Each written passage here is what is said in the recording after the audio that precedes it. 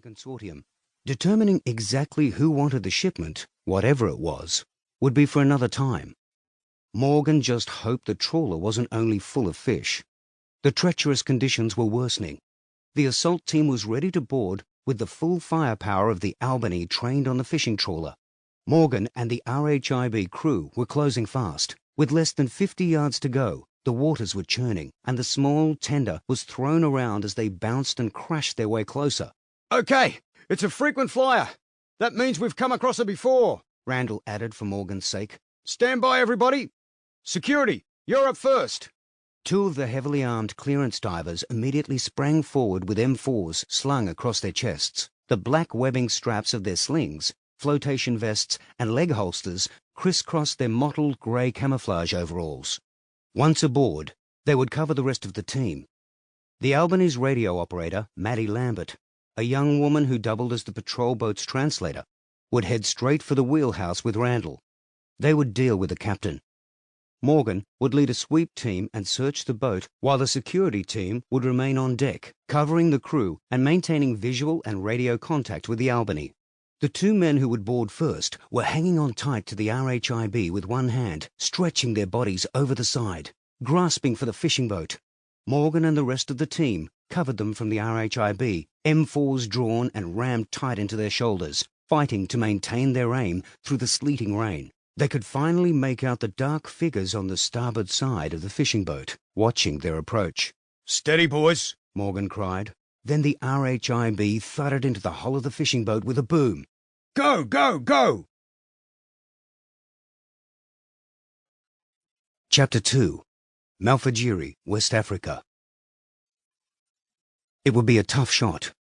The night was black as pitch, and Sean Collins had been forced to select a firing position deep within the remains of a derelict house. Built in the old colonial style, the house had once been a grand home with sweeping views of the surrounding landscape. But that was before it had been consumed by the poverty and wretchedness of the shanty town now gathered around it. For Collins, as a firing position, the old house was too exposed. But he'd no choice. Time was short. To complicate matters, he was operating alone, when snipers ideally operate in pairs, spotter and shooter. There was nothing ideal about this. It was something that had to be done, and he was the new boy. He slid a hand across the coarse bristles of his hair, which he kept cropped almost to the scalp, pushing another wave of sweat clear of his eyes. This job bugged him more than anything he'd had to do before, but he didn't have the luxury of second-guessing orders. They obviously had their reasons back in London. Whatever those reasons were, they were of no value out here. 2 targets, no backup. Talk about exposed. Fuck.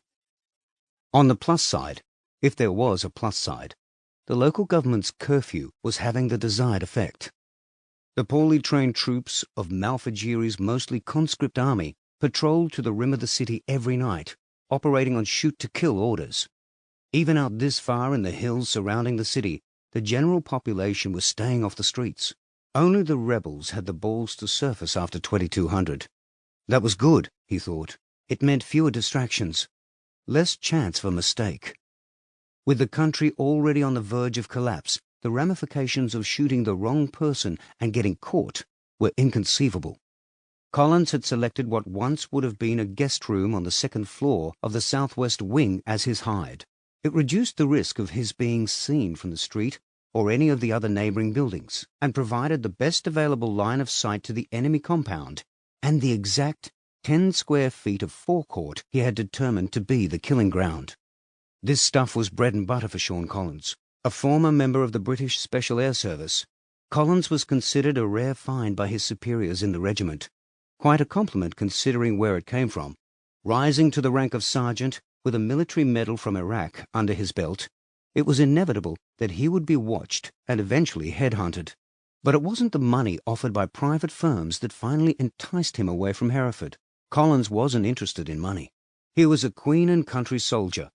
So, when the Secret Intelligence Service, or MI6, as it is more commonly referred to outside the service, eventually tapped him on the shoulder, he was a perfect candidate. He'd moved in just after nightfall, positioning himself well back in the room, ensuring that he was not silhouetted against any areas susceptible to natural